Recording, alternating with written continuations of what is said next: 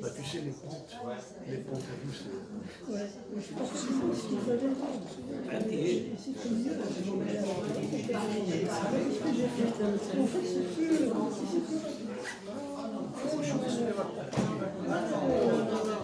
fait, c'est plus simple d'aller à Paris, c'est descendre.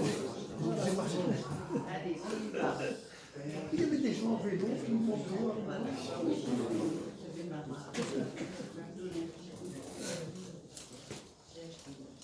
Si ça vous va, on peut commencer. Bien sûr. Super. Bien, bonjour à toutes et tous. Bienvenue à la Maison de l'écologie dans ce joyeux bateau pirate qui s'est donné pour mission d'inventer, de construire, de partager des réponses collectives au péril écologique. Alors nous, notre compréhension de l'écologie ici, elle est radicale, elle est intersectionnelle. C'est-à-dire qu'elle s'emploie à lutter contre toutes les formes de domination, qu'elles soient, la liste est longue, patriarcale, raciste, classiste, capitaliste, validiste, hétéronormée, colonialiste, c'est le cas aujourd'hui. Toutes les initiatives collectives et associations qui se reconnaissent dans ces luttes sont les bienvenues à la Maison de l'écologie, de façon inconditionnelle et à prix libre. C'est aussi le cas ce soir. Ici, on est une équipe 100% bénévole. On revendique une totale autonomie politique, morale et financière. On ne reçoit aucune subvention. Du coup, même pas de Laurent Wauquiez ? Rien. Mais c'est le prix de notre liberté. Alors forcément, ça rend votre soutien hyper précieux. Vous trouverez une petite boîte à dons ici, si vous voulez nous prendre une petite consommation, toujours à prix libre, c'est vraiment précieux. Et puis à adhérer via notre site internet.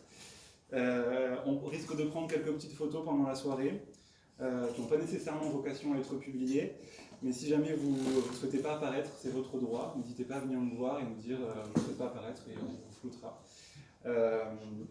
Sinon les toilettes sont juste à droite en sortant sur la cour.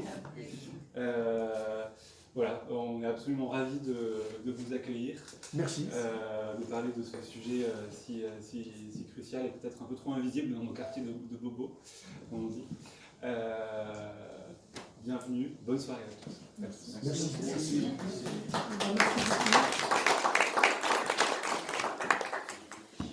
Merci beaucoup à la Maison de l'écologie de nous accueillir encore une deuxième fois.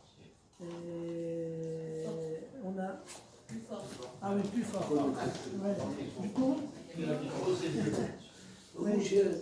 C'est pas le notificateur, c'est pour oui, enfin, c'est pas grave. En tout cas, merci beaucoup à la Maison de l'écologie de Lyon qui nous accueille, c'est la deuxième fois.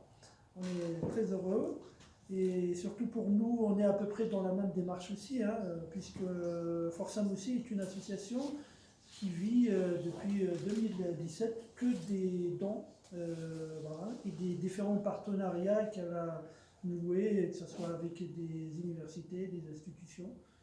Effectivement, ça nous permet d'être autonomes et de ne subir aucune pression. Du coup, merci beaucoup pour le public aussi d'être venu, même s'il y avait un petit peu ce petit contretemps. Mais bon, il fallait bien qu'il y ait quelque chose à l'algérienne dans cette organisation. Voilà. Mais c'est bon, c'était en fait à la base, cette conférence, on l'avait programmée pour le 4 avril. Après, on l'a déplacée pour le 12 et effectivement, il y avait voilà, ces petits problèmes sur l'heure. Mais bon, c'est pas grave, l'essentiel c'est que vous êtes là. Voilà. Et bien sûr, toujours un très grand merci à Adel Ouali, qui est membre fondateur de Forsam, qui intervient régulièrement pour Forsam, sur l'Algérie, mais sur d'autres sujets ici. Alors aujourd'hui, bien sûr, c'est sur l'Algérie. Alors on a déjà fait une conférence il y a 2 ans, 3 ans. C'était sur pratiquement le même titre, Algérie, le Hirak un an après, où il avait fait un bilan. C'était à Sciences Po. Sciences Po, voilà. Et bien sûr, aujourd'hui, on a profité de sa présence à Lyon pour lui demander de faire cette conférence sur l'Algérie, pour faire un point, pour faire un bilan. Alors, bon, pour ceux qui ne le connaissent pas, il est professeur de sociologie politique, professeur émérite à Sciences Po. Et, comme je l'ai dit, il est membre fondateur de Forsam. Et il fait partie des rares intellectuels algériens universitaires qui ont un engagement depuis... alors, nous, à Forsam, avant déjà, on l'a connu ici à Lyon quand il est arrivé, ça veut dire pratiquement depuis 1995. Il a toujours été sur le terrain, il a toujours milité, alors que, comme beaucoup de chercheurs, ils sont, bien sûr, en tout cas, il faut voilà, je tenais aussi à le dire et surtout à le signaler, à lui rendre vraiment mérite. Voilà. Alors juste pour signaler, parce que bon, il a beaucoup de publications. Alors là, je vais signaler juste la dernière publication de la Adel Ouali. Mais pour ceux qui veulent en savoir un peu plus, soit ils peuvent aller sur le site de Forsam, ou tout simplement aller sur Wikipédia, il y a toute la bio. Le site de... ou le site de Triangle. Oui, le laboratoire de Triangle. Voilà. Ouais, alors je citerai juste son dernier ouvrage, qui est La crise du discours religieux musulman, qui est apparu chez Pull en 2022. Voilà. Après, il y a beaucoup de... Alors, l'ouvrage le plus connu sur l'Algérie, c'est l'Algérie, la démocratie, qui est apparu dans les années 90. Un livre qui a analysé toute la séquence ouverture du champ politique en Algérie, élections, et bien sûr, vous savez, la décennie noire de violence, voilà, d'affrontement. Merci Israël, merci à la maison de l'écologie de nous accueillir et merci à vous tous qui êtes présents. Alors on m'a demandé de parler donc du Hirak 4 ans après. C'est un événement... Pardon? Ça fait 5 ans. 5 ans. Ah, je suis en retard d'une année. Ça a été un événement d'abord inattendu et qui a frappé l'imagination de tous les observateurs et de tous les connaisseurs du monde arabe par son ampleur, par sa durée, par sa radicalité verbale. Et le Hirak a duré près de 2 ans et puis ça s'est arrêté, mais le régime est quasiment resté en place. Alors, comment expliquer ce paradoxe comment expliquer. Pour l'expliquer, il faut analyser la structure du régime algérien. Le régime algérien, il n'est pas difficile à analyser, mais il est opaque. C'est l'opacité la plus totale. Et c'est un régime qui est né évidemment de l'histoire et qui a mis en place un système qui a sa logique, qui a sa rationalité et qui a aussi ses contradictions. Tout système politique évolue par ses contradictions.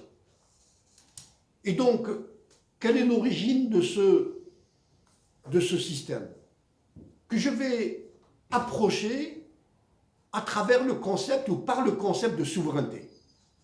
Le concept de souveraineté est fondamental dans la science politique. Tout système politique repose sur le principe de souveraineté. Et donc, lorsqu'il y a eu l'insurrection contre le pouvoir colonial qui a commencé en 1954 et qui a abouti à l'indépendance avec les accords d'Évian en 1962, durant les 7 ans ou 8 ans de guerre, l'armée de libération nationale, ALN, a exercé de facto la souveraineté du peuple algérien. Et elle a été créée, cette armée, pour mettre fin à la souveraineté du pouvoir colonial en Algérie. Et à l'indépendance, donc, la souveraineté était entre les mains, était incarnée par l'ALN, qui s'est transformée en armée classique, et entre juin, ou plutôt entre mai et septembre 62, il y a eu des crises violentes qui avaient justement pour enjeu la souveraineté. Certaines tendances du mouvement national, du FLN, parce que dans le FLN, il y avait plusieurs tendances. Il y avait la tendance libérale, dont la figure de proue était Farhat Abbas, mais il y avait aussi les tendances populistes, dites révolutionnaires, et c'est la tendance populiste dite révolutionnaire incarnée par Boumedienne et Ben Bella qui a pris le pouvoir et qui a dit « Nous refusons que la souveraineté soit exercée par l'électorat parce que cela profiterait à la bourgeoisie et donc le peuple sera dominé comme par le passé par les colons français, et si on va vers la démocratie libérale, ils seront exploités par des bourgeois nationaux. » Et c'était l'époque, c'était les années 50-60, c'était le tiers-mondisme, le populisme révolutionnaire, et les masses, dont le niveau de culture politique est évidemment, il ne faut pas l'idéaliser, ont suivi le discours, ont adhéré au discours de Ben Bella et de Boumedienne, et en pensant que, eh bien, l'armée va lancer des programmes de développement économique, social et culturel qui fera rattraper le retard avec l'Occident. Parce que, pour le mouvement national, à l'époque en tous les cas, aujourd'hui, ce rêve est abandonné. L'objectif, c'était de rattraper le retard avec l'Occident. De rattraper le retard sur le plan économique, sur le plan social, sur le plan culturel. Et donc, les démagogues avaient devant eux un terrain en friche. Et donc la démagogie verbale d'un homme comme Ben Bella et aussi la démagogie de quelqu'un comme Boumedienne, le colonel Boumedienne, c'était des personnages charismatiques. Charismatiques dans le sens de Weber, de Max Weber. Max Weber explique le charisme comme étant un flux par lequel les masses populaires se reconnaissent dans le personnage charismatique. C'est comme s'il parlait en leur nom, alors qu'il n'a pas été élu. C'est ça le charisme. Et donc c'était des personnages charismatiques. Vous savez, je me rappelle, dans les années 70, j'étais étudiant, quand le discours de Boumedienne était retransmis à la télévision à 20h, les rues étaient désertes. D'Alger, Oran, Constantine, Tizi Ouzou, parce qu'il avait un charisme, il avait un discours qui correspondait aux attentes. Et il avait aussi un projet. Son projet, c'était d'industrialiser, de scolariser, mais sous la direction d'un système, sous un système de parti unique. C'était l'époque du tiers-mondisme, des colonels révolutionnaires, etc., etc. Ce projet a échoué. Il a échoué et son échec a coïncidé avec la mort de Boumedienne. Ça n'a rien à voir, les deux. Mais en tous les cas, il n'a pas survécu, il n'a pas vécu pour constater l'échec de son projet. L'idée était que l'armée révolutionnaire, puisqu'elle est issue du peuple, selon le discours, bon, bien sûr, elle est issue du peuple. Eh bien, cette armée-là, elle ne prend pas le pouvoir, elle n'exerce pas le pouvoir directement. Pourquoi? Pourquoi pas directement? Parce que cette armée a une culture politique antimilitariste. C'est paradoxal. Parce qu'elle est issue d'un mouvement national qui a été créé dans l'émigration, et ce mouvement national a été influencé par le mouvement ouvrier français. Il ne faut pas oublier que les origines du FLN remontent aux années 20 à Paris, à Lyon, à Lille, et ils étaient aidés par le Parti communiste et par la CGT. Et donc, la lutte anticoloniale, pour eux, c'était une lutte anticapitaliste. Et c'était une lutte aussi pour le peuple. Donc il n'était pas question que des militaires, comme en Amérique latine, prennent le pouvoir et défendent des propriétaires fonciers. Et donc c'est ainsi que elle a pris le pouvoir en 62, l'armée, mais elle a mis un schéma où elle cooptait des élites civiles. C'est-à-dire l'armée détient la souveraineté et elle désigne des civils qui dirigent les ministères et leur mission est d'appliquer les grandes orientations générales de l'armée. Et quelles étaient les grandes orientations? C'était l'industrialisation, la scolarisation massive, la réforme agraire, etc., etc. Bon, sous évidemment un système de parti unique. Ce schéma a échoué partout, aussi bien dans les pays du tiers-monde que en Union soviétique. Et donc, entre-temps, une aristocratie militaire s'est constituée.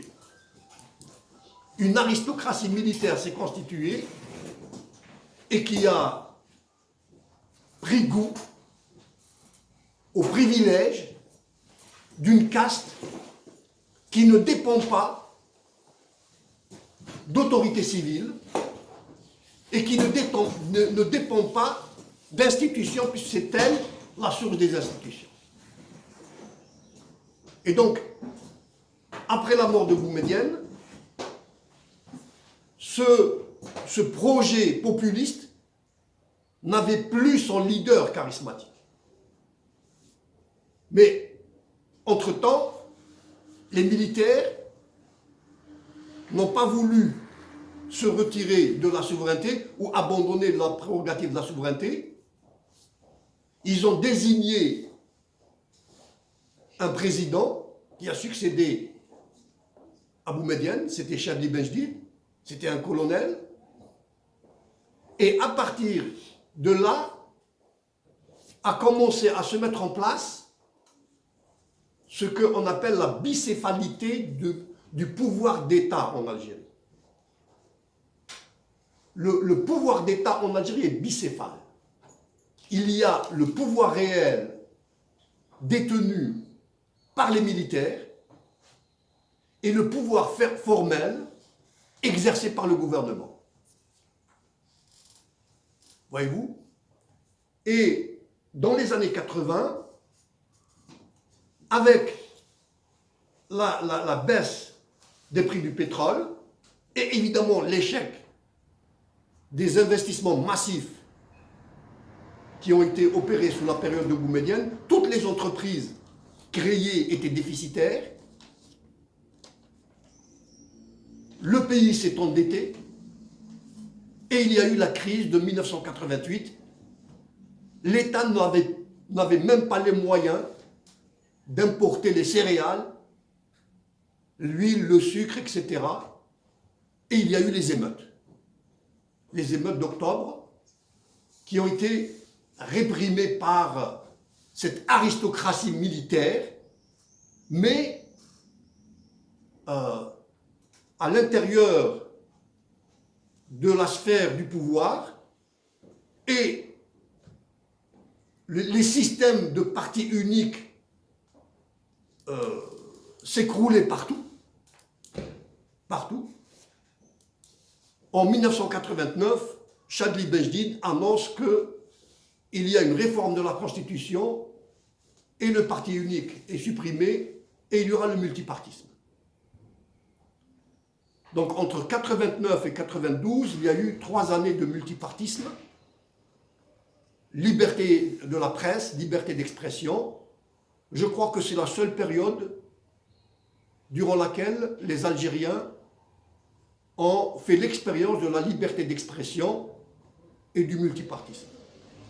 Mais ce multipartisme a donné naissance à un parti hégémonique. Le FIS. Les élections, les premières élections libres des élections municipales, le FIS a raflé pratiquement toutes les communes, sauf en Kabylie où je crois le FFS ou le RCD est arrivé à arracher quelques communes. Et donc, on passait du parti unique au parti hégémonique. Et les élections législatives suivantes, le FIS, au premier tour, avait déjà 48% de l'Assemblée nationale. Au second tour, il allait avoir donc les 55 ou 60% de l'Assemblée nationale. Et c'est là où l'armée a mis fin à cette expérience de transition démocratique en annulant les élections. Et là, il y a eu une violence terrible. On parle de entre 150 000 et 200 000 morts. Rapporté à la population algérienne, ça fait à peu près 600 000 à 700 000 morts pour la France. C'est terrible. Bon, alors, je ne vais pas m'étendre parce qu'il y a eu pas mal de livres et de publications sur cette période. Je voudrais arriver... j'ai fait toute cette introduction pour parler du Hirak, en fait. Et donc, en 1999, bon, si je saute trop, peut-être que certaines vont perdre le fil. Les militaires, l'aristocratie militaire qui ne voulait pas que les islamistes forment le gouvernement, a fait démissionner Chadli Benjdid, le président. Ils lui ont demandé de démissionner.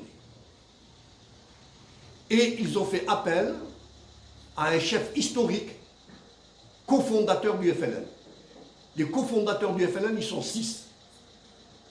Parmi eux, Aït Ahmed, Ben Bella, et donc il y a ce Boudiaf qui était exilé depuis la crise de 62.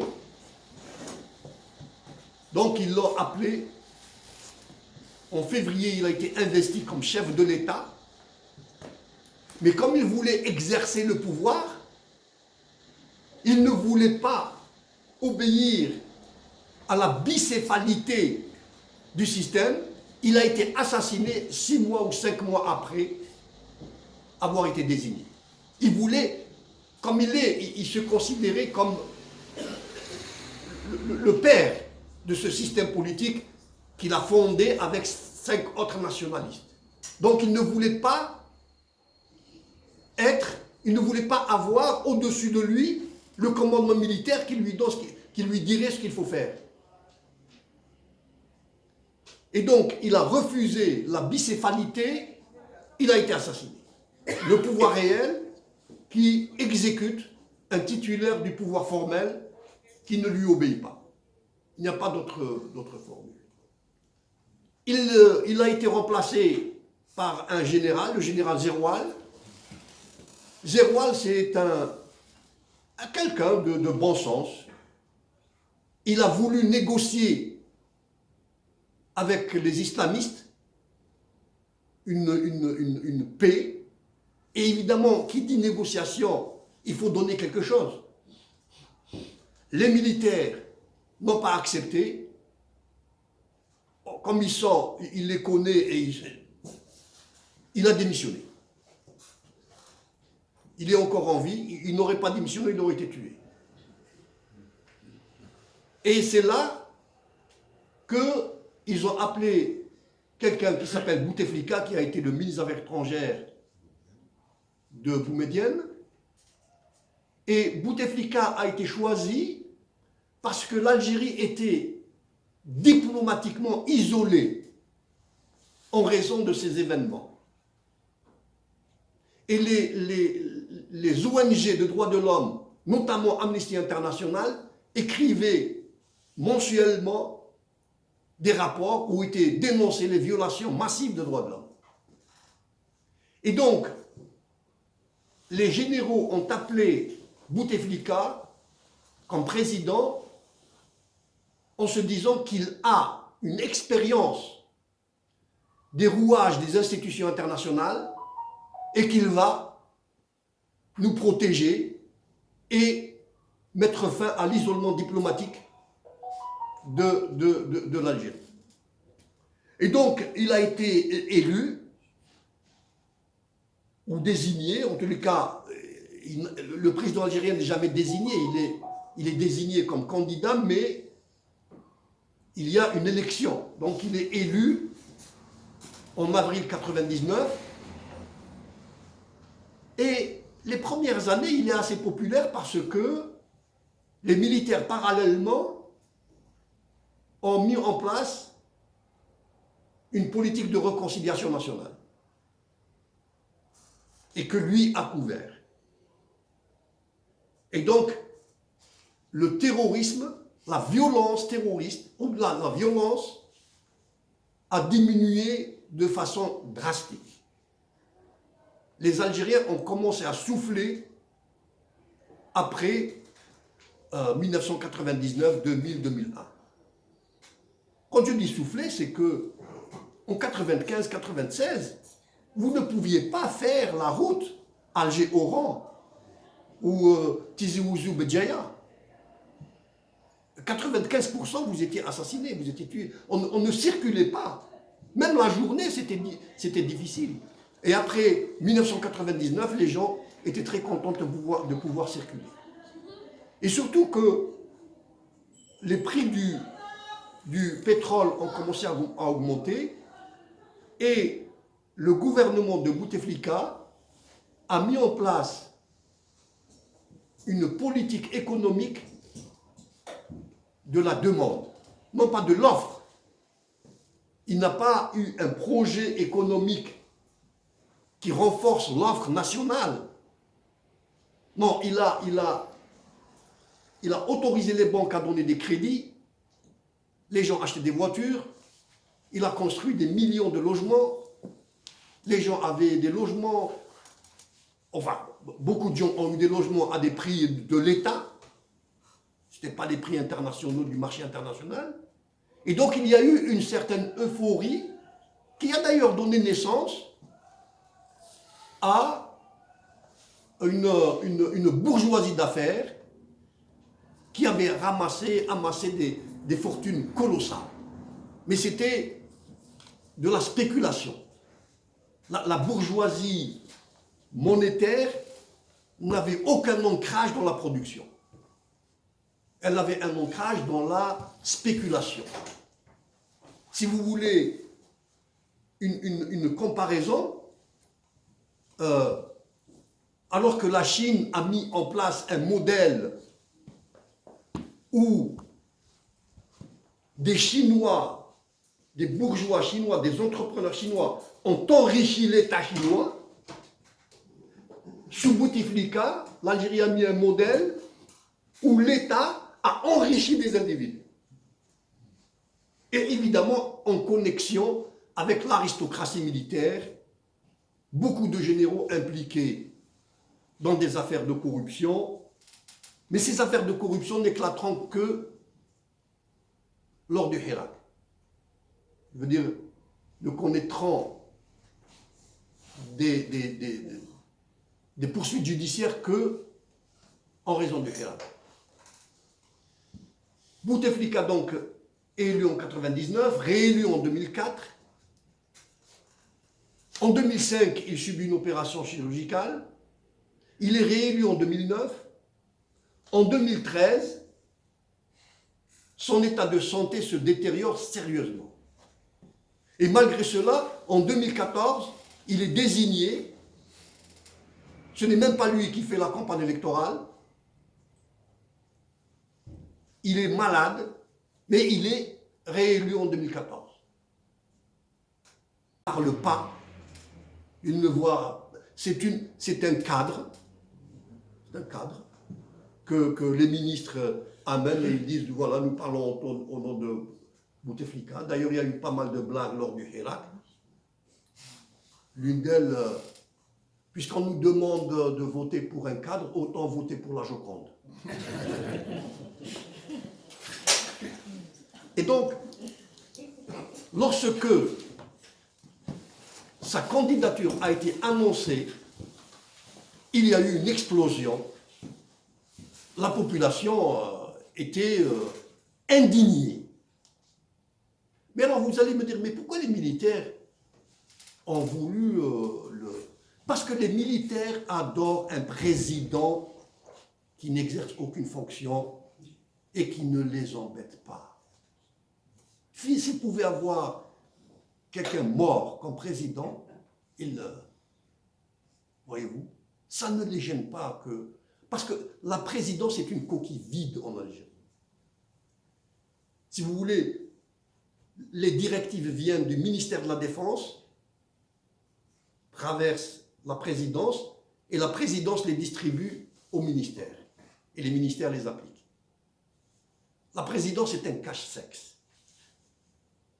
Et donc c'est pour ça que, pour eux, c'est pas grave que le président est mourant. Ben, il va mourir dans ses fonctions, on l'enterre, et on aura un autre président, c'est pas grave. Bon. Et donc la population a explosé. Et il y a eu, ce Hirak, c'était...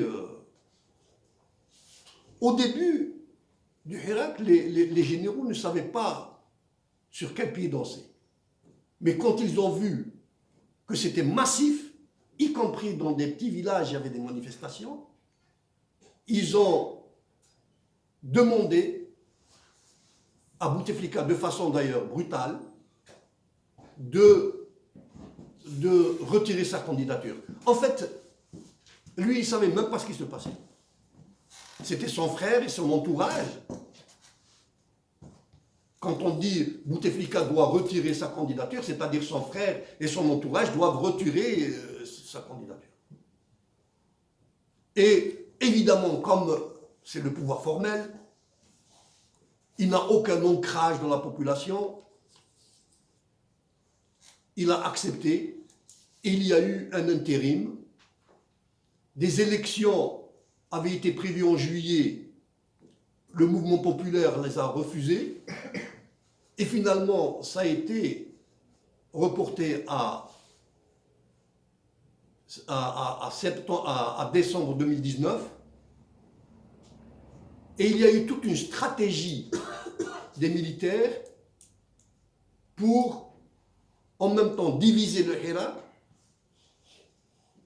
et le domestiquer en disant c'est le Hirak béni, nous sommes du Hirak, nous sommes tous du Hirak, et évidemment Bouteflika était devenu le bouc émissaire.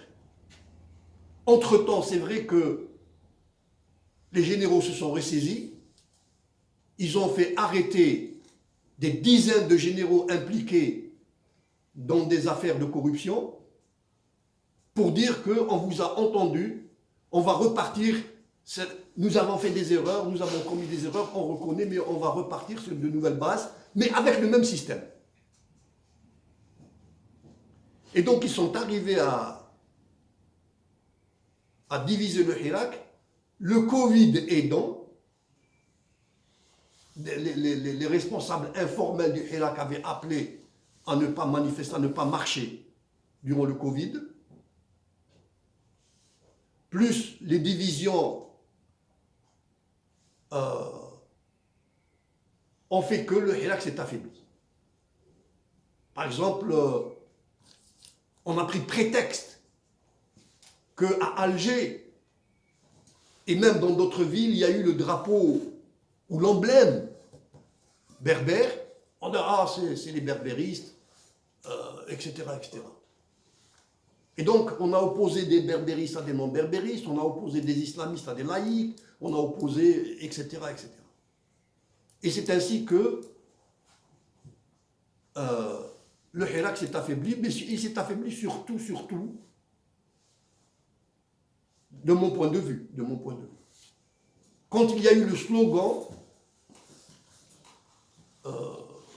Mukhabarat Irhabiya, les services, c'est des services terroristes, et on veut un régime civil et non militaire. Madaniya Mashi Askariya. Alors là, un certain nombre d'Algériens, peut-être, n'étaient pas prêts à avoir l'armée s'effacer complètement de la scène politique. C'est une hypothèse que je fais. Alors, quelle a été la stratégie des militaires? C'était de faire élire un nouveau président et à l'ombre de ce nouveau président, dans la légalité du nouveau régime ou du nouveau président, on va réprimer. Et donc il y a eu une répression des leaders du Hirak, et c'est ainsi que, peu à peu, les marches ont commencé à diminuer, les rangs à se clairsemer. Et donc, il y a eu aussi des lois scélérates. Demander il y a une loi qui stipule que demander un changement de régime en dehors de la Constitution est illégal. Et on a promulgué des lois qui ont diabolisé certains courants politiques. Il y a un courant en Kabylie qui s'appelle le MAK, le mouvement d'autonomie kabyle. Eh bien, il a été taxé comme terroriste. Alors qu'il n'a pas un grand ancrage en Kabylie. Mais c'est juste pour dire aux autres Algériens des autres régions, il y a un danger, les Kabyles veulent diviser le pays. Et ils ont aussi ciblé un petit parti islamiste qui n'a aucun ancrage en Algérie, qui s'appelle Rachad, et dont les leaders sont à Genève. C'est des terroristes. Voyez-vous donc. Et il y a eu pas mal d'arrestations. À ce jour, il y a près de 300 détenus d'opinion. Voyez-vous. La presse a été décimée. Aujourd'hui, la lecture de la presse algérienne est d'une banalité affligeante. Et les deux discours de cette presse, c'est une diatribe contre le Maroc et une diatribe contre la France. Voyez-vous? Mais on sent que c'est démagogique, c'est à des fins de mobilisation puérile, parce que le régime, sur le plan diplomatique, il se trouve affaibli, il se trouve isolé. La diplomatie de l'Algérie des années 60 et 70 n'existe plus. Voyez-vous? Et on improvise un discours à usage interne qui fait croire que le régime est respecté, le régime a encore des ressources, etc., etc. Alors que c'est de l'improvisation presque au jour le jour. Les relations avec la France, c'est peut-être la 4e ou 3e fois que la visite prévue du président algérien en France est reportée. Avant la dernière réunion des BRIC, où il était question de la candidature algérienne, le discours officiel disait que nous sommes une nation importante au point où nous allons être intégrés dans les BRIC, avec la Chine, l'Inde, la Russie. Eh bien, l'Algérie n'a pas été intégrée dans les BRIC. Bien qu'ils ont mis 1,5 milliard $,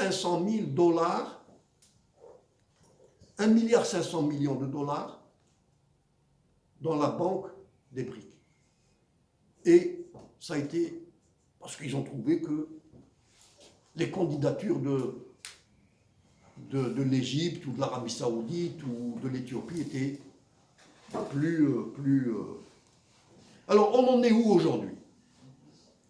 Eh bien, il y a une élection prévue en décembre 2024, puisque Tebboune, tiens, c'est la première fois que je cite son nom, Tebboune a été élu en décembre 2019. Il y a une élection de prévue selon la Constitution, puisque le mandat du président est de 5 ans. Elle est prévue en décembre 2024. Et il y a 2 ou 3 semaines, le président, dans une interview avec des journalistes, annonce que l'élection a été avancée de 3 mois. Elle va se tenir en septembre et pas en décembre. Et pourquoi? Il a dit c'est juste pour des raisons techniques. Alors, les gens qui suivent de près la scène politique algérienne ne comprennent pas. Alors, on fait des suppositions. On fait des suppositions. Mais on ne sait pas. Mais ce qui est frappant de prime abord, c'est cette façon de ne pas respecter la Constitution. C'est la Constitution écrite par le régime. Et il ne la respecte pas. De toute façon, c'est une Constitution qui sert de base légale à l'autoritarisme. La Constitution en Algérie ne régule pas le transfert de pouvoir lors d'élections. la Constitution sert à dissuader juridiquement toute tentative, officielle ou non officielle, de changement de régime. C'est-à-dire que le régime se donne des lois et une constitution pour se protéger contre l'opposition. Eh bien, même cette constitution, il ne la respecte pas. Et pourquoi de 3 mois? Alors, il y a des gens qui supputent le dernier article écrit par un professeur de géographie à l'Institut de géopolitique à Paris 8, Ali Ben Saad. Il dit que il a été publié dans Mediapart. Il dit que probablement c'est parce que Tebboune ne sera pas investi comme candidat de l'armée. Il va y avoir un autre candidat. Il avance. En tous les cas, même si cette thèse est discutable, son article est très très fourni en ce qui concerne les clivages qu'il y a à l'intérieur du sérail. Les clivages qu'il y a à l'intérieur chez les officiers. Voilà donc la situation.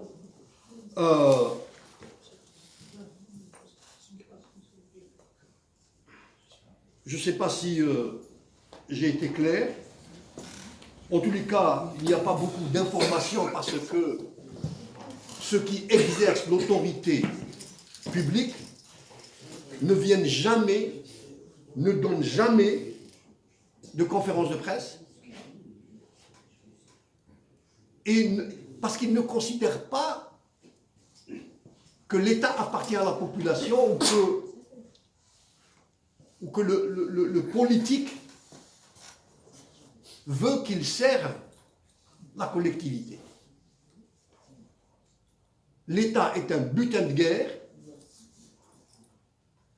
et la population, ce n'est pas son business.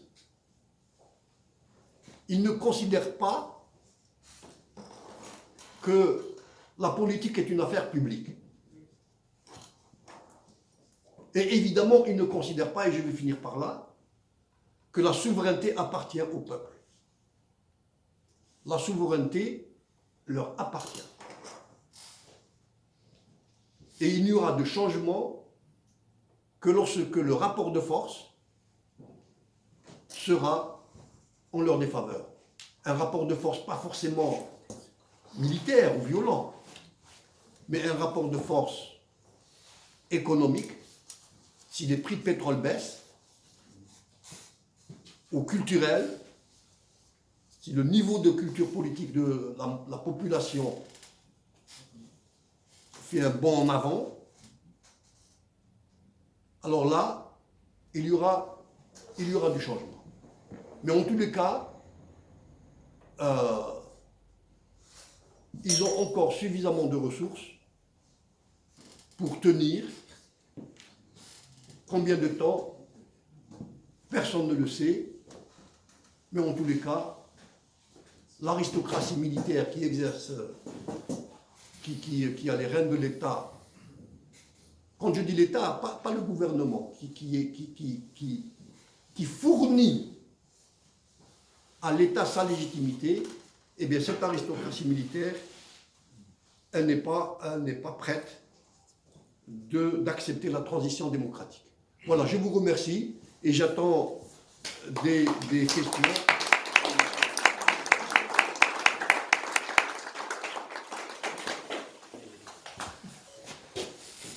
Moi, je vais aller à Rachid. Ouais. Alors, moi, je vais essayer de faire court. Alors, Par contre, oui, juste. Non, mais ce qui serait bien, c'est que ce question soit très des technique questions, et parce ça qu'on n'a pas beaucoup de temps. vraiment profondément avec les propos Adil Awari. Nous sommes en 2024 et il y a un intérêt très particulier pour la chaîne militaire. Actuellement, je suis asservi, malheureusement.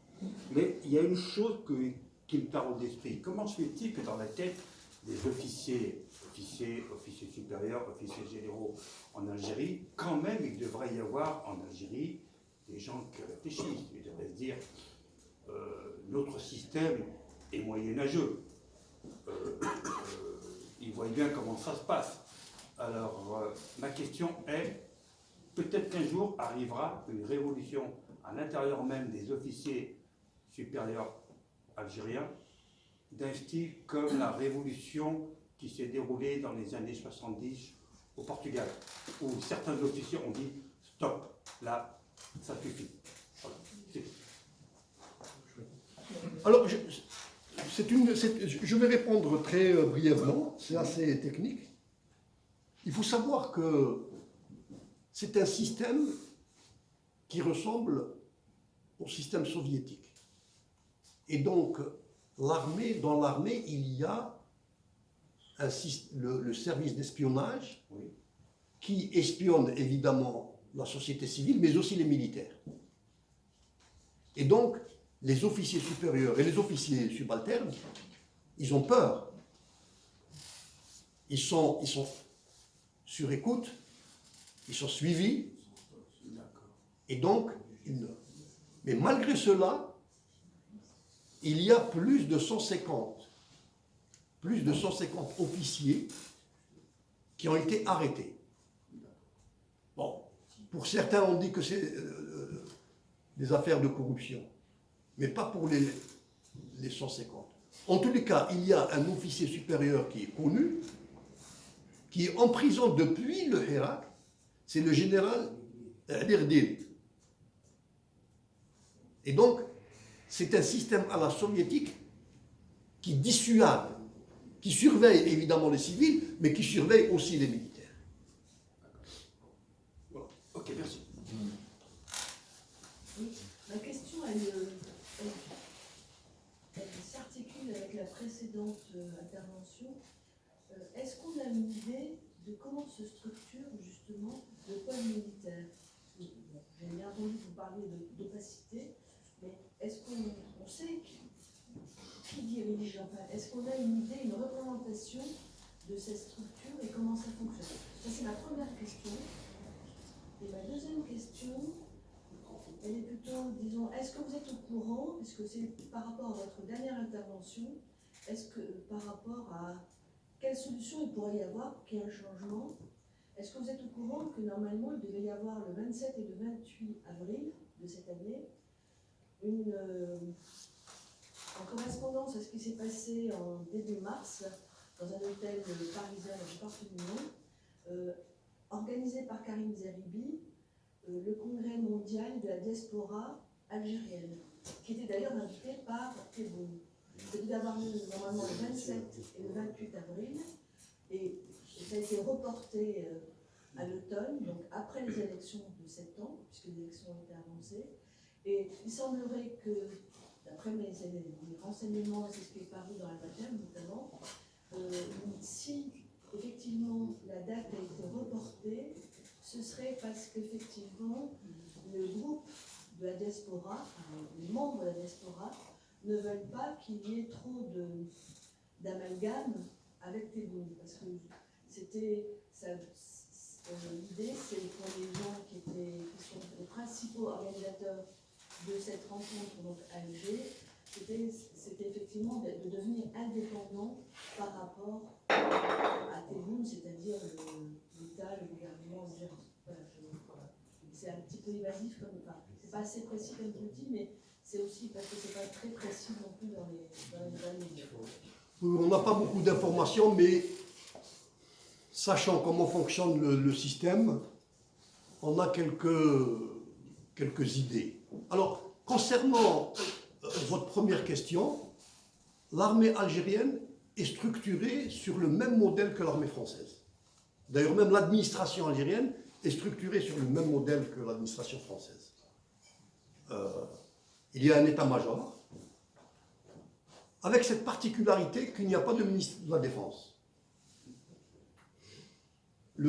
parce que, bon, il y a un état-major, et l'état-major, il est composé de l'aviation, l'infanterie, pas l'infanterie, la logistique, les transmissions, comme, et les services de renseignement, évidemment. Mais la particularité, c'est que cet état-major charge un de ses services, le service de renseignement, de réguler le champ politique. Et donc, les militaires n'interviennent pas directement dans la politique. Un général ou un colonel n'intervient pas dans la politique. Mais ils ont un service qui s'appelle le DRS, Département de renseignement de sécurité, et qui sont en civil, et c'est des officiers, et qui interviennent et qui régulent le champ politique. Ils cooptent, ils choisissent les candidats, par exemple, ils noyautent la diaspora. Et probablement ce que vous dites est intéressant. Peut-être que les services de renseignement ne veulent pas que Tebboune soit candidat. Et comme c'est eux qui financent cette soi-disant organisation de la diaspora, ils s'opposent d'une certaine façon à Tebboune en disant que la diaspora ne veut pas de Tebboune. Et pourquoi, pour la première fois, ils sont intéressés à la diaspora? Parce que comme ils ont réprimé à l'intérieur, il n'y a plus de voix libre à l'intérieur, c'est dans la diaspora que les critiques sont les plus véhémentes. Et donc, ils investissent des individus comme ce monsieur dont, et qui semble-t-il a des casseroles judiciaires, y compris en France, selon des informations, en France. Comment il s'appelle, Zeribi ou je ne sais pas quoi? Oui, il a pas mal de casseroles judiciaires. Grand opportuniste. Non, attendez. Et donc, c'est intéressant ce que vous dites, ça prouve qu'il n'y a pas un consensus pour mettre en avant un candidat où il n'y a pas de consensus autour de Tebboune. Voilà comment que je vois les choses. Denis, juste une question. On comprend mon système. Au moment du Irak, on avait dit rien ne sera plus jamais comme avant. Les choses ont changé définitivement, et y compris des conférences, peut-être même du Forcem qui disait ça. Aujourd'hui, la vous dit que, de fait, l'aristocratie militaire n'a jamais perdu le pouvoir, n'a jamais perdu le contrôle des choses. Donc moi, ma question, c'est une présentation de thème de la conférence, c'est que reste-t-il de l'Irak et comment peut renaître ou se redévelopper le mouvement populaire qui s'est manifesté au moment du Irak, malgré la répression, malgré tout ça. Donc cette question-là, je ne veux pas. C'est une question pertinente et à laquelle il est difficile de répondre. Parce que moi, personnellement, je fais comme hypothèse, c'est une hypothèse, de l'arrêt du Hirak. Il me semble que les Algériens, ou une grande partie des Algériens, des Hirakistes, ayant vu que les militaires peuvent aller jusqu'au bout, ils n'ont pas voulu entrer en confrontation avec l'armée pour ne pas reproduire le scénario syrien ou libyen. C'est juste une hypothèse. Et je pense que c'est ça qui a fait que... Et les militaires, ils en profitent. Parce que mais le Hirak, il continue, si vous voulez, dans les aspirations. Dans les aspirations. Mais en même temps, je trouve que le Hirak est vraiment dans la modernité politique. C'est quoi la modernité politique? La modernité politique, c'est le règlement des conflits sans violence politique. Et le Hirak a été, pendant 2 ans, il n'y a eu aucune violence. Il n'y a même pas eu une vitre de brisée. Les militaires, eux, ils ne sont pas dans cette modernité politique. Les militaires, eux, pour eux, la politique, c'est la violence.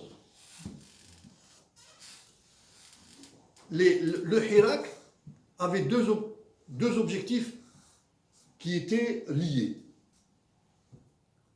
La démilitarisation du politique, et le politique est militarisé en Algérie depuis l'indépendance ou depuis 1954. La démilitarisation du politique. Voyez-vous? Et en même temps, la démilitarisation du grade de général. Le grade de général est une fonction politique. C'est une fonction politique. Et ce n'est pas n'importe quel officier, ce n'est pas n'importe quel colonel qui accède au grade de général. C'est pour des raisons politiques qu'on accède au grade de général. Parce que le général est un grand électeur. Le général élit le président. C'est un grand électeur. Et pour passer de colonel à grand électeur, il y a des conditions. Ce n'est pas simple. Alors, le Hirak va reprendre. Je pense qu'il reprendra parce que la catégorie de la population qui a été en pointe et qui a alimenté le Hirak, c'est la population âgée entre 20 et 40 ans. Et cette population, entre 20 ans et 40 ans, n'est pas encore aujourd'hui majoritaire. Lorsque dans 10 ans, 15 ans, elle sera majoritaire, je pense qu'il y aura une autre donne. Voyez-vous? Et donc, la perspective de la démilitarisation du politique est une perspective qui s'inscrit dans l'histoire de l'Algérie. Il ne faut pas oublier que, avant 1954, même le courant le plus radical du mouvement national a cherché à avoir l'indépendance par des moyens politiques, par la négociation. Mais c'est le pouvoir colonial radical qui a refusé ces négociations et ces élections. Et donc, le mouvement national a militarisé le politique. Et la tâche historique, mais quand je dis tâche historique dans le sens... si l'histoire obéissait à la raison, en 62, le politique aurait dû être démilitarisé. Ça n'a pas été fait. Et ça continue. Le politique est encore militarisé. Voyez-vous? Et je pense que tant que le politique est militarisé en Algérie, tôt ou tard, il y aura le Hirak. Parce que son objectif, c'est de démilitariser le politique. En fait, la question rejoint celle qui vient d'être dite. Ce qui se passe, c'est que voilà, je voulais revenir sur la thématique de l'Irak, mais tout a été dit. Mais c'est vrai que le Hirak, vous l'avez dit, hein, c'est quand même, ça a soulevé une histoire immense dans la population. Ça a duré 2 ans. On a eu dans les villes et villages d'Algérie peut-être 20 millions de personnes, jusqu'à 20 millions de personnes, le corps électoral algérien, quoi. Et par l'ampleur, par l'intensité, par le pacifisme du quotidien, tous les jours, c'est quasiment inédit. On n'a quasiment jamais vu ça historiquement. Enfin, je tiens, ou alors, il faudrait chercher peut-être, mais en tout cas, c'est quelque chose d'incroyable. Et moi, je me suis dit, comme plein d'autres, hein, au début, moins en moins après, aucun régime ne peut résister à ça. Je me suis dit, sur la durée, n'importe quel régime, soit tombe, soit cède. Alors, je ne sais pas qu'il a tombé, mais... Et, bon, ça a été dit là, il n'a pas reculé d'un centimètre. Et c'est ça qui me fait dire, aujourd'hui, qu'est-ce qu'il peut faire céder ce régime à l'avenir? Alors vous avez dit, hein, vous avez donné quelques pistes. Mais je me dis, mais qu'est-ce que c'est désespérant quelque part? Moi, c'est ce que je me dis aujourd'hui. Qu'est-ce que c'est désespérant. On a toujours dit que le régime algérien était ce qu'il était, que voilà, il ne s'appelle pas comme ça. Là, on en a une preuve concrète. En 2 années, avec une population, 20 millions de personnes qui sont dans la rue, on se dit, mais comment? Il ne sait pas, il est toujours là. Voilà, c'était juste une réflexion. Pour les militaires, ils ont satisfait les objectifs, les revendications du Hirak, puisque les élites civiles qu'ils avaient cooptées avaient mal géré, et pour eux, en raison de la mauvaise gestion des élites civiles, ils ont mis en prison ces civils. Ouyahia est en prison, des ministres sont en prison, des généraux qui ont corrompu sont en prison, et les militaires, d'accord, on a compris, on a mis des corrompus, et on va mettre une autre façade civile. Et ils ont mis une autre façade civile. Voyez-vous, mais bon. Je crois qu'il y avait une... Oui, alors, excusez-moi, moi je suis un peu néophyte, mais est-ce que Irak, ça veut dire quelque chose? Ça veut dire mouvement. Mouvement populaire. Ça, c'est la première question. La deuxième question, peut-être plus technique. On a parlé de la présidence. Qu'est-ce qu'il en est des autres institutions comme l'Assemblée nationale, comme, je ne sais pas, un Sénat, je sais pas si ça existe en Amérique, et comment les militaires peuvent faire pour choisir 586 députés en donnant quand même un semblant de pluralité. Je suppose qu'ils ont envie de garder cette image de pluralité vis-à-vis des pays étrangers. Le Sénat, les grands électeurs, ils doivent être nommés par les militaires, ça on arrive à peu près à comprendre. Mais au niveau de la population, pour donner cette image, comment ils font techniquement pour avoir une assemblée de, je ne sais pas combien de pays, puisqu'apparemment il y a quand même des élections qui sont libres, je ne sais pas si... Même si elles sont manipulées, on va dire, elles sont quand même libres, apparemment, quand on parle d'élections. Alors, c'est une très bonne question. Il faut savoir que les élections sont préparées en amont. Et le fameux DRS, le DRS, c'est, on peut dire que l'armée a un parti politique, c'est le DRS. C'est le KGB local. La DGSE. Et donc, le DRS, en amont, déjà, il filtre les candidatures. Et donc, vous n'aurez que des candidatures qui ne sont pas un danger pour le régime, premièrement. Deuxièmement, dans les grandes villes où sont implantés les soi-disant partis d'opposition, Alger, Tizi Ouzou, Oran-Constantine, on laisse les chiffres tels qu'ils sont. Mais vous faites 20 km en dehors d'Alger, il n'y a pas de parti d'opposition. Et a fortiori à 600 km.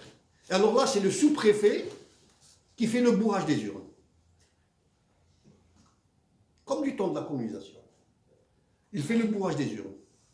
Et évidemment, mais tout ça sous le regard, sous la surveillance, le contrôle du DRS, etc. Et c'est ainsi que vous avez des députés de l'opposition qui représentent 10 ou 15%. Voyez-vous?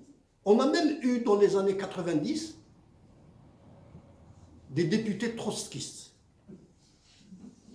Le seul pays au monde où il y a eu une vingtaine de députés trotskistes. Le Parti des travailleurs de Lusahana. Au Brésil aussi. Au Brésil aussi? D'accord. Et donc... Ils n'étaient pas ils sont restés jusqu'à 2020. Hein. Non, mais au Brésil, il y a des milliers de trotskistes. En Algérie, ils sont une dizaine. C'est pas que c'est bizarre, c'est le PT. Pardon? C'est le PT. Oui. Oui. Et donc, ils forment l'Assemblée nationale et le Sénat, où ils laissent quelques députés critiquer le gouvernement. Comme ça, pour donner l'image d'une démocratie. Mais les 60% ou le 55% ou même 67% des sénateurs et des députés de l'Assemblée nationale appartiennent au régime, qui a deux partis politiques. Il a le FLN et le RND. Le régime a deux partis politiques. Pourquoi il a deux partis politiques? Parce qu'à un certain moment, sous la direction de Mahri, le FLN a voulu avoir une certaine autonomie. Alors on lui a créé un autre parti de l'administration et ils se concurrençaient. Voyez-vous? Et donc voilà, et le même schéma est reproduit au niveau des municipalités. Oui, ça se décline après. Oui, oui, oui. Merci, Louane. Je voulais vous poser deux questions. Un, quels sont les mouvements, les pensées ou les mouvements qui ont traversé vraiment, qui ont organisé le Hirak, en termes de mouvement de pensée et en relation avec les islamistes. Et deuxième question, c'est sur la légitimité du pouvoir. La légitimité elle a été basée principalement, donc, comme ce que tu as dit tout à l'heure, sur la guerre de l'indépendance, vu l'âge des généraux et l'évolution de la démographie en Algérie. Est-ce que cette légitimité-là sera demain en question? Alors, le Hirak, et on l'a vu durant les 2 ans, il a mis en avant une élite que nous ne connaissions pas, en fait, je veux dire des figures que nous n'avions jamais vues, des jeunes, hein, des 20 ans, 25 ans, 30 ans, et qui étaient très politisés, etc. Mais ce n'était pas un mouvement organisé. Il n'y a pas eu un parti où il y a...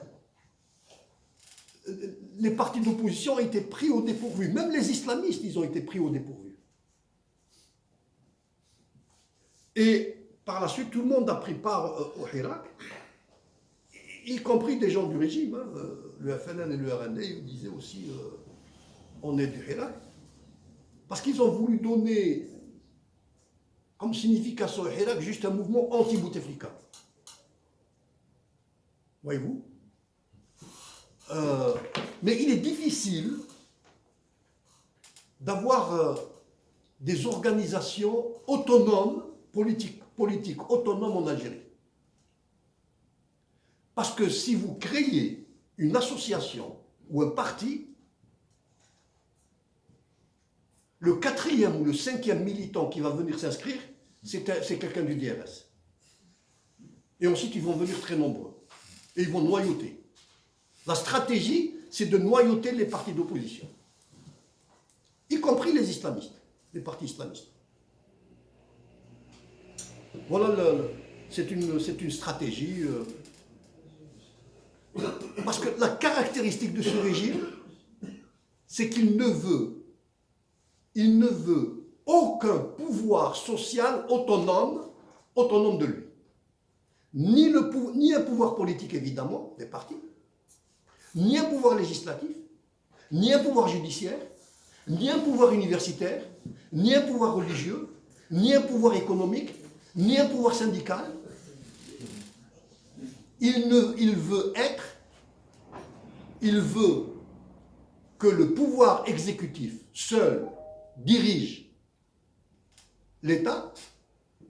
Ce pouvoir exécutif serait légitimé par sa branche militaire, ce qui est une absurdité constitutionnelle. La branche militaire qui est la source de légitimation du pouvoir exécutif. Et la fonction du DRS est de noyauter tous les autres pouvoirs. Parce que dans toute société, il y a une multitude de pouvoirs sociaux. Eh bien, ils sont noyautés. Voyez-vous, Alors, vous allez me dire, la deuxième question, c'était sur la légitimité. Le régime a son propre discours. Le régime ne dit jamais la légitimité du président, c'est l'armée. La légitimité est électorale. C'est une légitimité électorale. Sauf qu'il contrôle les urnes électorales. C'est une légitimité électorale. Le président,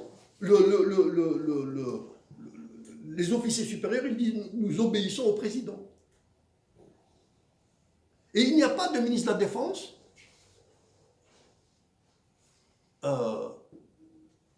parce qu'ils ne veulent pas que le ministre de la Défense soit en concurrence avec le président. Alors, le président est officiellement ministre de la Défense. Mais il y a une anomalie constitutionnelle, c'est qu'il y a un Premier ministre. Mais s'il y a un Premier ministre, comment se fait-il que le président, c'est son ministre de la Défense?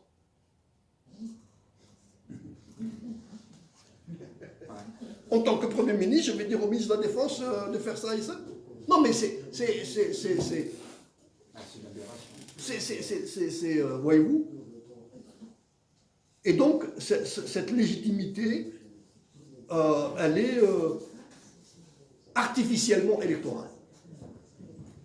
Mathieu, je crois que tu voulais dire quelque chose. Tout d'abord, merci pour la clarté de ta présentation. Moi aussi, c'est une histoire que je connais mal et c'était vraiment très... J'ai appris beaucoup de choses. Alors ma question, elle sera volontairement naïve, mais c'est le parallèle avec l'Union soviétique qui m'y a fait penser. Cette caste, cette aristocratie militaire, elle s'est reproduite. Elle doit se reproduire. C'est plus les mêmes qui étaient là en 62, qui sont aujourd'hui au pouvoir. Donc il y a un renouvellement de génération. Tu as donné des éléments sur les processus, les modalités de cooptation, mais est-ce qu'il est totalement improbable qu'il y ait un Gorbatchev un jour qui apparaisse à l'intérieur de cette caste dominante et qui danse une glasnost à l'algérienne, je dirais. Je pense que tu es assez au courant, puisque en 1989, il y a eu un Gorbatchev, et en Algérie, il s'appelle Mouloud Amrouche. Et lui, il a lancé des réformes économiques, politiques, sociales, sauf que 2 ans après, les militaires, il a été nommé par Chadi comme Premier ministre. 2 ans après, les militaires ont mis fin à ses fonctions en organisant des émeutes soi-disant islamistes, etc., etc. Et comme à Alger, il y a eu, c'est en 89, fin 89, il y a eu un désordre, eh bien, il a été sommé de démissionner parce que ces réformes portaient atteinte aux privilèges de l'aristocratie militaire qui ramassait des fortunes colossales sous le couvert du monopole de l'état de l'importation. Et donc, ils lui ont demandé de partir. Il est parti. Il est toujours à Alger.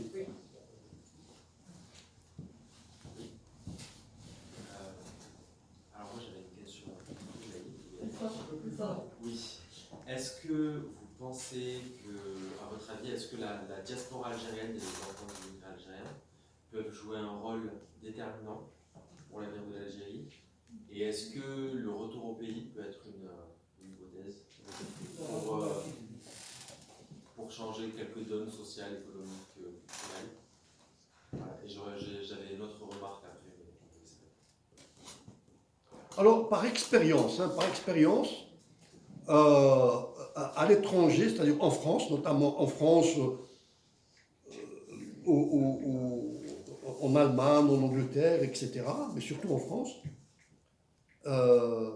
notamment à Paris, à la place de la République, c'était surtout des Algériens qui étaient là, mais des Algériens qui étaient venus récemment du bled.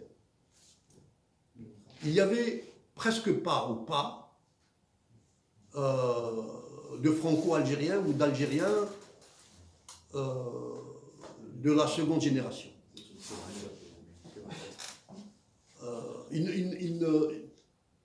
C'est pas qu'ils ne s'intéressent pas. Il leur semble que critiquer le gouvernement algérien en France, c'est trahir l'Algérie. Il leur semble.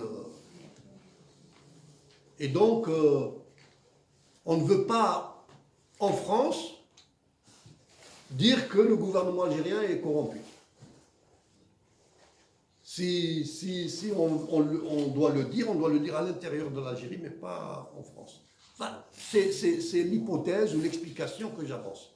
ça ne les intéresse pas s'ils ne sont pas sur ce registre. J'avais juste une dernière remarque. C'était par rapport à... Oui, quand vous disiez que le slogan Doula Madaniya Mashi Askaria a sonné un peu la fin du Hirak, j'ai pas eu cette impression-là.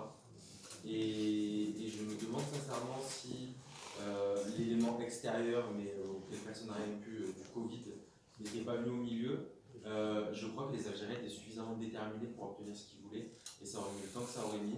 Mais pour avoir fait le Hirak, comme beaucoup d'autres Algériens, franco-algériens, il y avait quand même une certaine frustration avec ce Covid qui est venu se mettre au milieu. Et voilà. Et je crois que cette question-là aussi a été déterminante. Alors j'avais bien dit que j'avance comme hypothèse que le slogan Madaniya Mashi Askaria a fait perdre au Hirak un certain nombre de marcheurs. C'est une hypothèse. Il me semble que dans l'imaginaire politique des Algériens, mais en tout cas les Algériens ne sont pas une masse homogène. Et tout à l'heure j'ai parlé de la génération 20 ans, 40 ans.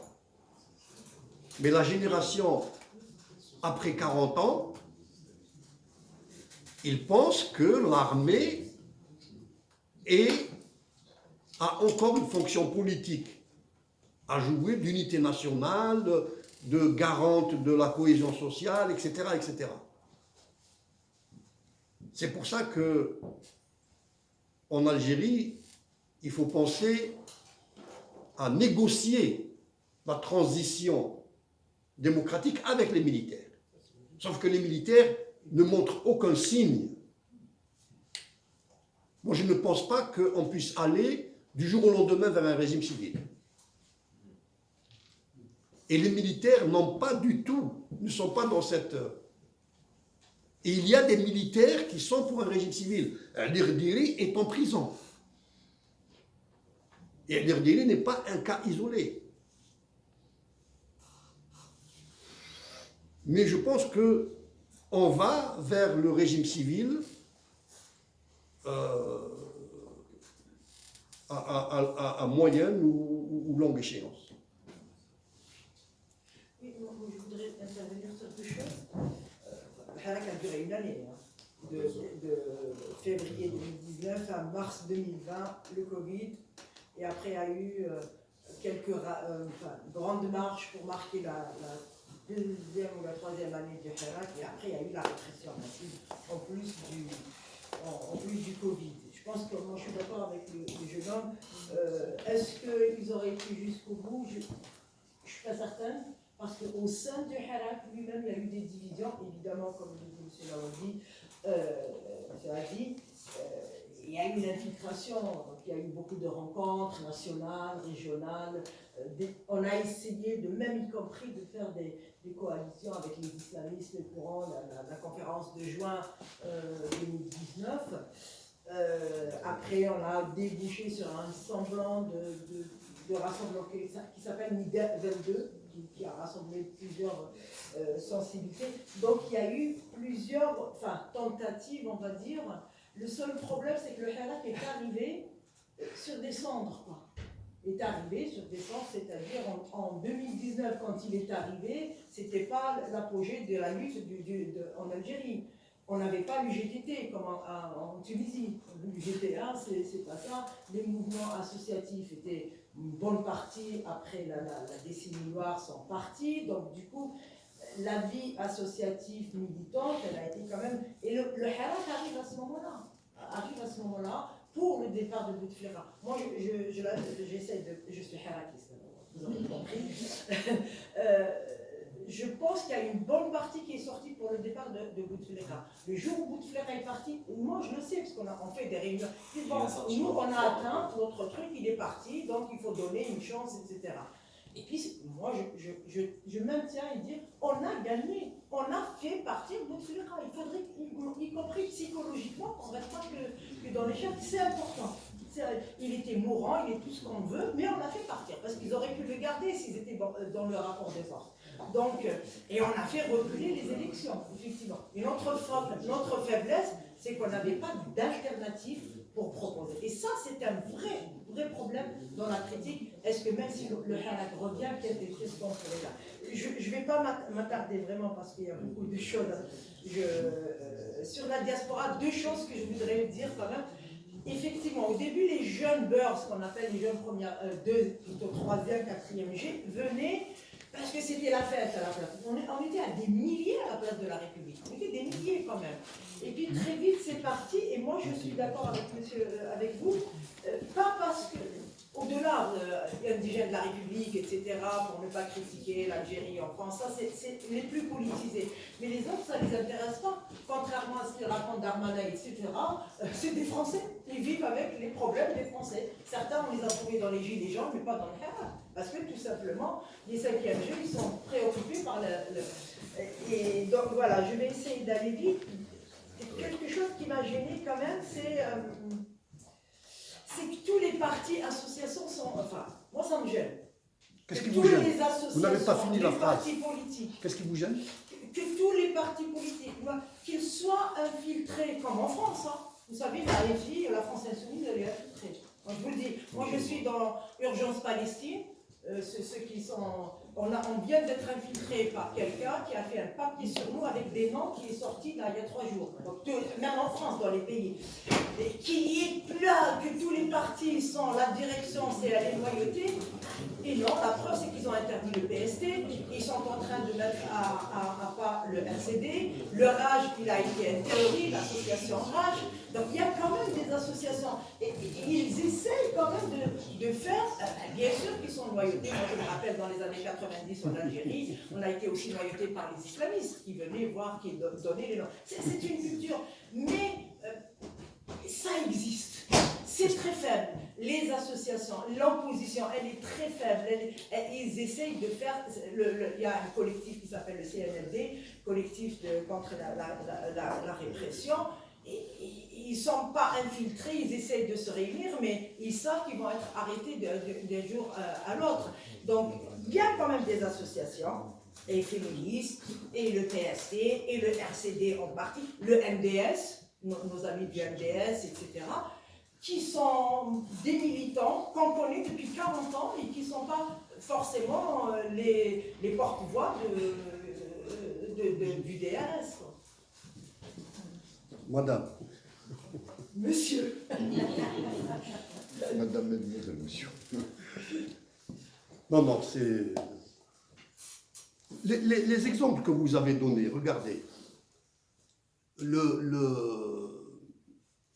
L'ancien président du RCD, Mohamed Abbas, il va être mené en prison. Pourquoi? Parce que le discours du RCD était vraiment frontal avec le régime. Excusez-moi, est-ce que c'est possible de donner le nom des acronymes à chaque fois? Ah, le RCD, c'est le Rassemblement de la culture et de la démocratie. C'est un parti laïque, démocrate. Et son dernier président, enfin avant-dernier président, Mohamed Abbas, il avait un discours vraiment en ligne avec le Hirak. Et la justice est en train de lui chercher noise et il risque d'aller en prison. Il a été jugé, il a condamné à 6 mois, là. Donc, pour du droit commun. Pour du droit commun. Pour du droit commun. Ils l'ont trouvé, oui. Ils ont trouvé ça. Qui c'est le Raj? Rras, il était en prison. Rras était en prison. Quand ces partis refusent ou neutralisent l'infiltration, alors on met en prison leurs dirigeants. L'infiltration, le DRS existe pour infiltrer l'opposition. Le DRS est évidemment, il faut bien comprendre la différence. Évidemment, en France par exemple, il y a de l'infiltration, mais en France les RG infiltrent juste pour avoir des informations. Pour que le préfet ait des informations sur ce que va faire un LFI ou le Front National. En Algérie, on infiltre pour orienter la politique du parti vers vers le soutien du régime. Et ça, c'est différent. C'est différent. Donc, tout est infiltré, croyez-moi, jusqu'à la moelle épinière. Bon, sur le reste, vous avez dit beaucoup de choses sur lesquelles on peut être d'accord. Là où on n'est pas d'accord, c'est juste sur l'infiltration. Oui, il y avait, je crois... Par contre, s'il vous plaît, il faut poser des questions à la course. Parce que, il y a une chose dont on n'a pas parlé, c'est les islamistes. Quid des islamistes? Ah, ça, c'est une vraie question. C'est une vraie question. C'est une question que tu n'as pas abordée, Loïc, et j'aimerais avoir ton avis là-dessus. C'est-à-dire que qu'est-ce que des islamistes sont devenus? Alors, on peut y mettre des hypothèses, hein, puisqu'on est sur les hypothèses. À mon avis, les islamistes qui gèrent la société culturellement, ce qui arrange parfaitement les autorités. Donc, ils ont un rôle à jouer. On n'en a pas parlé. Et quel rôle ils peuvent jouer encore aujourd'hui dans les perspectives à venir? Moi, je voudrais savoir quel est ton avis là-dessus, si tu as des hypothèses là-dessus. Non, c'est un sujet clivant, mais on peut faire des constats. Les islamistes dans tout le monde arabe n'ont plus la force qu'ils avaient dans les années 80 et 90. Politique. Regardez par exemple en Tunisie, Nahda, le leader est en prison et il ne se passe rien. Alors que dans les années, peut-être il y a une décennie, on ne pouvait pas le mettre en prison. En Égypte, etc. Alors, les islamistes ont perdu de leur popularité. Bon, je ne sais pas si un jour on va vers des élections libres. Ça, j'émets une opinion. Je peux me tromper. Je pense qu'ils n'auront pas plus de 25 à 30%. C'est beaucoup. Mais ils n'auront pas. Oui, non, mais ils n'auront pas les 55% qu'ils auraient eu en les années 90. C'est un courant qui existe et effectivement, le régime, les islamistes, ça ne les gêne pas, ça ne le gêne pas. Et il fait une division des tâches avec eux. Il leur laisse la société, ils font ce qu'ils veulent. Et il y a des frontières sur lesquelles ils ne... Maintenant, le discours des islamistes a aussi évolué. Si vous écoutez les vidéos de Ibn Hajj, ce n'est plus un islamiste qui parle, c'est un homme politique qui parle. Bon, qu'est-ce que ça va donner sur le terrain réel? On ne sait pas. Il faut. Moi, j'avais déjà, vous le savez, enfin, je ne sais pas si vous le... Moi, j'étais personnellement contre l'annulation des élections en 92. Et ça a été une bêtise. Ça nous a coûté non seulement 200 000 morts, mais ça a donné une virginité aux islamistes. Il aurait fallu... les islamistes, le problème des islamistes, c'est qu'il faut les insérer dans le jeu institutionnel et imposer un certain nombre, ou négocier un certain nombre de points. C'est premièrement la sacralité de la vie. La vie est sacrée. C'est pas parce que quelqu'un prend une bière qu'on va le tuer. Non. Seul Dieu donne la vie et seul Dieu la prend. L'égalité juridique enfin. L'alternance électorale. Eh bien, lors de la réunion de Rome, cet idiot, les islamistes présents avaient signé cette plateforme que le régime avait refusée. Alors, l'égalité enfin. Juridique. Non, mais de toute façon, l'égalité juridique est liée aujourd'hui. Dans le contrat de Rome. Non, c'était demander l'égalité juridique dans le contrat de vente. Et donc, non, je veux dire, aujourd'hui, dans la constitution algérienne, c'est l'égalité juridique en femme. Hein? Non, mais il n'y a pas, même aux États-Unis ou en France, il n'y a pas une égalité hommes et femmes, mais au moins juridiquement, il y a l'égalité. Il y a un code de la famille qui dit que les femmes, que l'héritage.